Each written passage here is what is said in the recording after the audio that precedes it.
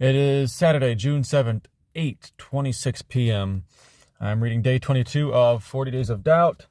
The question that it asks today is, miracles? Really? That's the title for it. I'll read it, and then I'll read my response that I wrote last year when I read this book originally. All right. It's been said that no rational person can be a Christian, and here's why. When you're a Christian, you have no choice but to believe in miracles. Miracles are, by definition, irrational. They require a suspension of the laws of physics, which just can't happen. Sometimes when I hear someone say, "It's a miracle," I have to bite my skeptical tongue. You couldn't bear children, but now you're pregnant with twins? That's great, but it's not technically a miracle. The IVF treatments worked. You narrowly avoided a head-on collision? You got good instincts, or you were lucky? You flew on a major airline with your pet and you both made it out home unscathed? Okay, you got me. Miracles do exist. Everything that happens in the universe seems to have a natural explanation, and if scientists haven't found it yet, they probably will one day. Not necessarily true.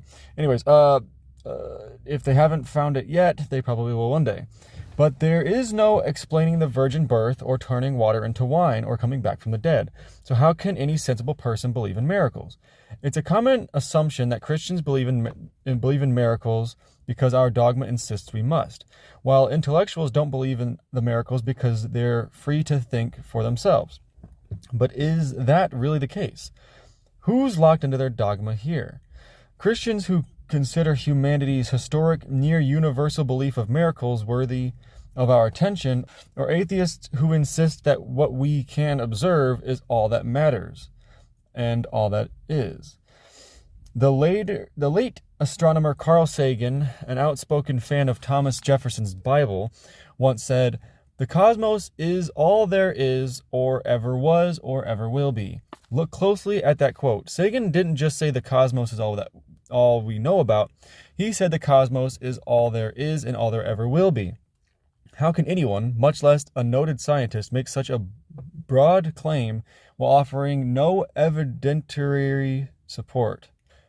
It's one thing to say science can only observe the natural world, but it's quite another to say the natural world is all there is. I understand why it's hard for people to believe in miracles. Many people say they've never seen one. Even if they are real, miracles seem to be rare to the point of irrelevance. I suppose if your understanding of a miracle is something so extraordinary that it leaves you breathless, then these events are indeed very rare. But for me, the question begins and ends with the most shocking miracle of all: existence, life, and intelligence. Science can tell us all about the Big Bang, but what about the prerequisite conditions that made it possible, or the reasons why anything exists at all? And what about the unthinkable odds against all the possibilities of emergence of life?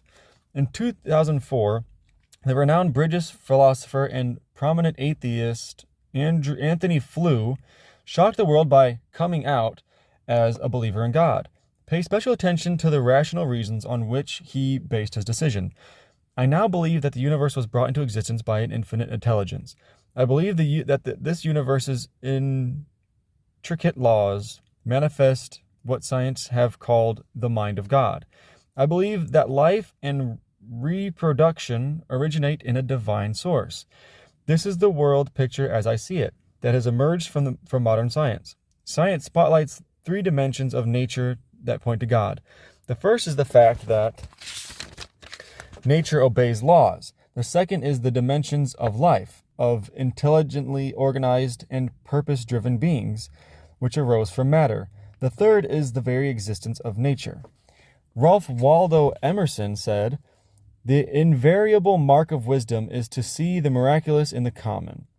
After years of doubting the supernatural, I'm confident that believing in miracles is more rational than not. Existence itself is supernatural. Life is miraculous. You are a miracle, so live accordingly today. And my response that I wrote to that last year: you completely sidestep the ridiculous miracles claimed in the Bible and throw in the biggest red herring of, what about the miracle of existence? For that, you bring up the Big Bang, which is still just a theory, and ask, what's before it? I don't know. You don't know. No one knows. And that's okay. Not knowing is the default state of understanding. I'm not necessarily opposed to the entire universe being connected, or that it was created by an intelligence. I don't know, and I'm fine with that. But it was not created by any God man has ever described.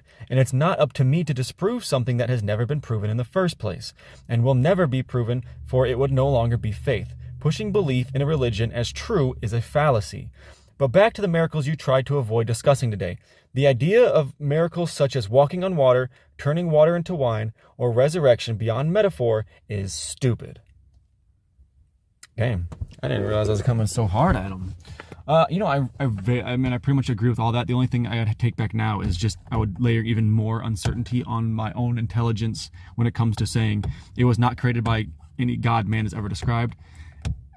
Who knows? Maybe some random man described it perfectly somewhere. Or maybe that the Christian God is real, but I doubt it. I really, really doubt it.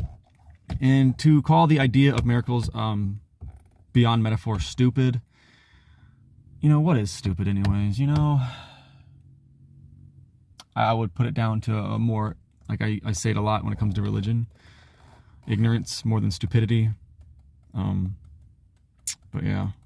So those are the two things I take back from that. But that was pretty good response by me last year, and I agree with all of it except for, like I said, I would probably change the word stupid to something else, and I would also maybe drop the not created by any God man has ever described, because who knows, I don't. And that is, like I said, the default of understanding is not knowing. And yeah, it is not up to me to disprove it. Something that's never been proven in the first place. And whether you disagree with me or you agree with me, always question why.